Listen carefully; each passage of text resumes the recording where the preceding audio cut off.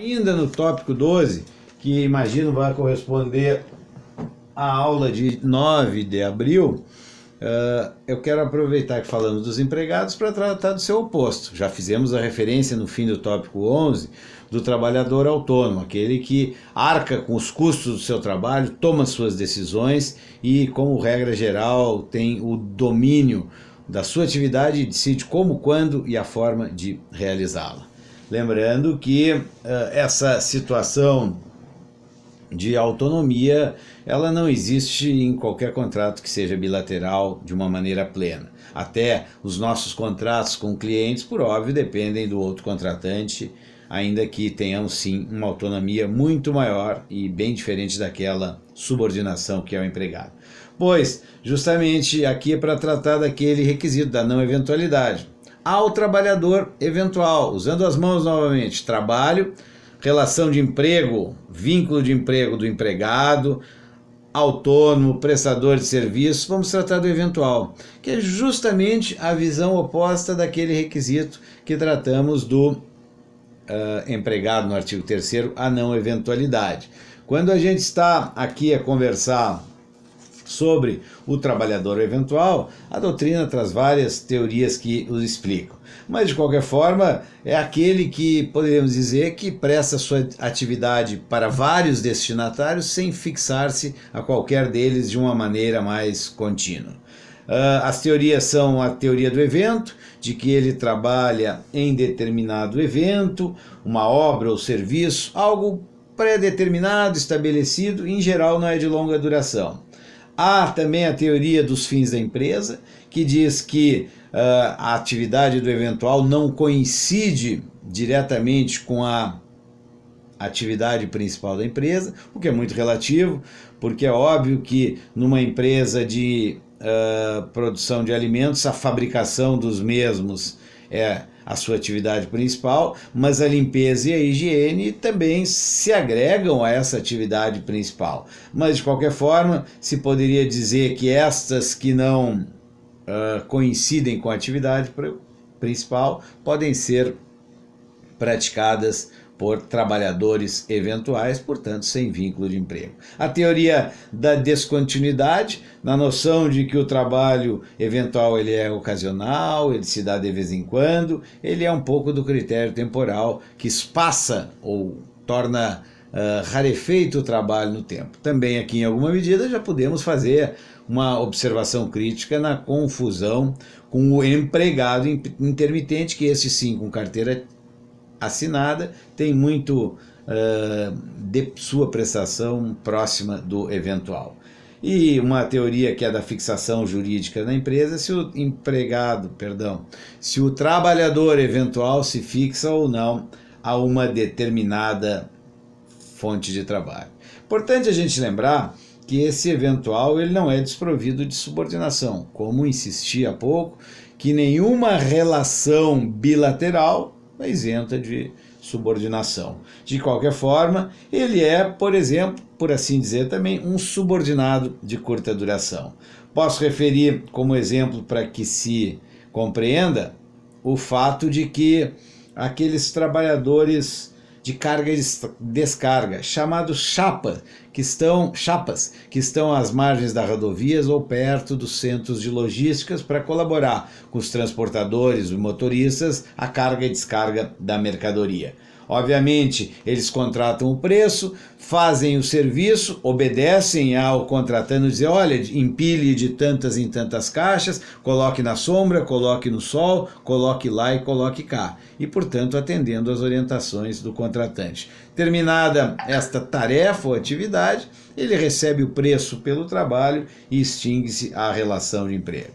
Se formos pensar no campo, são os chamados boias-frias, aqueles que realizam serviços praticamente contratados dia a dia nas fazendas. Olha, passa um caminhão e diz, hoje cortar cana na fazenda tal a tantos quilômetros.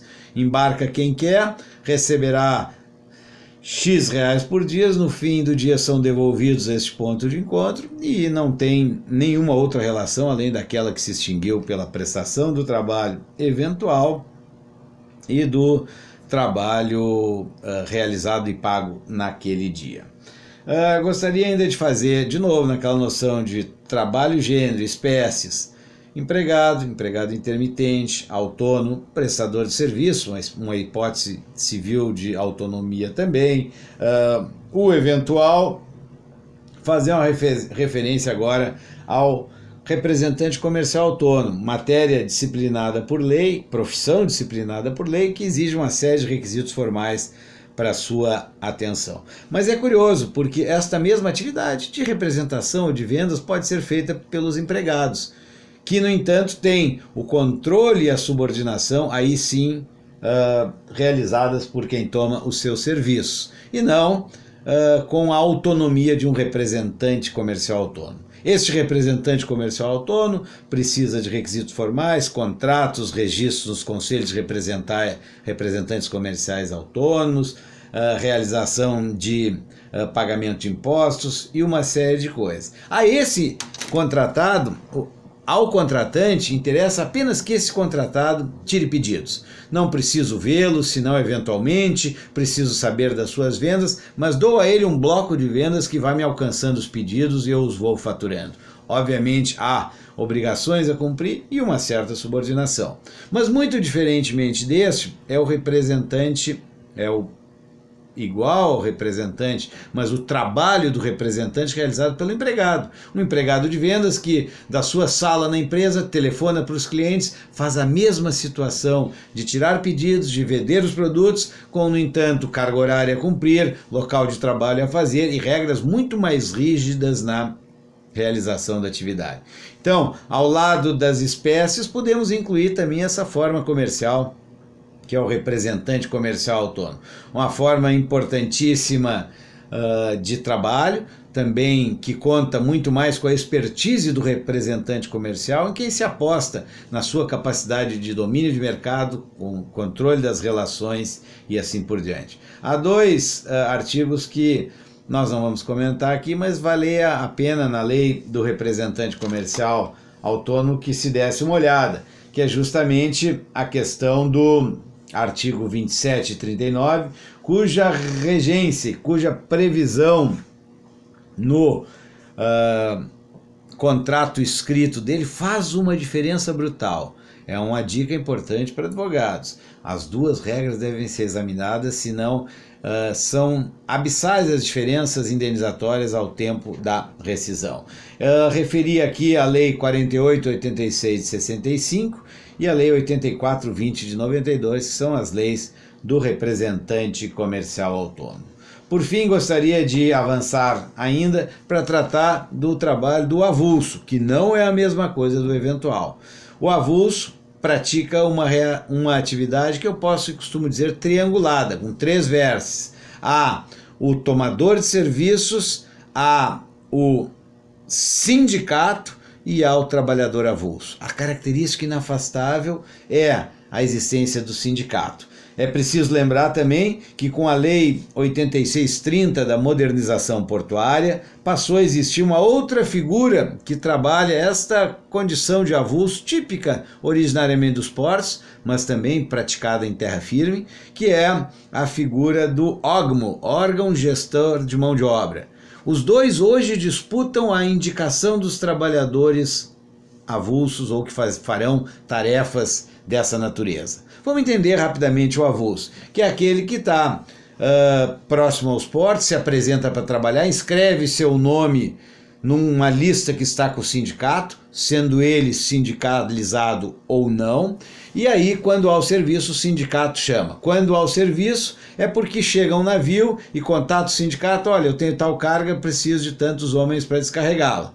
E, portanto, o sindicato organiza todo este trabalho e faz essa sistematização da organização da lista, tem obrigações legais a cumprir, tem recolhimentos fiscais, tem recolhimentos previdenciários e depois disso, do valor que ele contratou com o navio que chega, com o contratante, o sindicato, feitas essas retenções legais, ele rateia o valor entre aqueles que prestaram o seu serviço. Preciso dizer que a Constituição, no seu artigo 7º, faz uma formal equiparação entre empregado e trabalhador avulso, sendo que as condições me parecem bastante distintas e difíceis de serem equiparadas.